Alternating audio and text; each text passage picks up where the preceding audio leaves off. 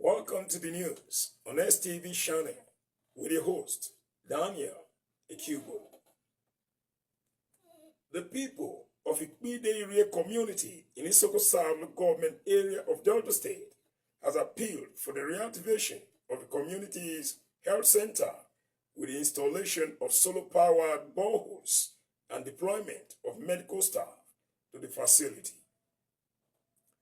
The appeal is coming on the heels of a recent outbreak of cholera in the riverine community, where no less than 5 casualties have been recorded during the past week. Chairman of the community, Mr. Mike Orufo, who spoke on the plight of his people recently, categorically called on the duo of Governor Sheriff Oborewori and President Bola Ahmed Tinubu to urgently come to their rescue and address communities' lack of essential amenities. Mr. Orufo, who lamented the neglect by politicians who failed to keep to their promises, especially the series of promises made during election campaigns, unequivocally declared that it was not only during elections that they should come to Ikpide-Irie for campaigns and promises, only to abandon them afterwards.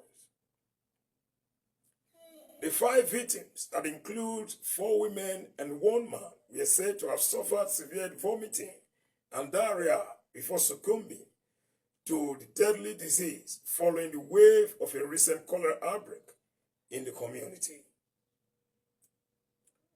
Community sources, which blame the death of the 5 victims on inability to access immediate medical attention, as the community's only health center has not been functional for several years, revealed that another set of 5 persons who display similar symptoms has had to embark on a cumbersome journey of up to 2 hours to get to Ole, the headquarters of the local government, for treatment.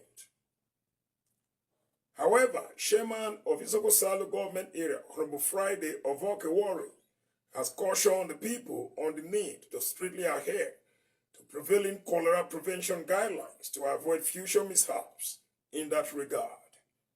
The council boss, who is said to have promptly responded to the incidents by deploying medical personnel and supplies to prevent further spread, had also led a delegation that includes the state epidemiologist, staff of the State Ministry of Health, and officials of the World Health Organization to assess the situation, educate residents on cholera prevention, and supply medical aid to the abandoned health center.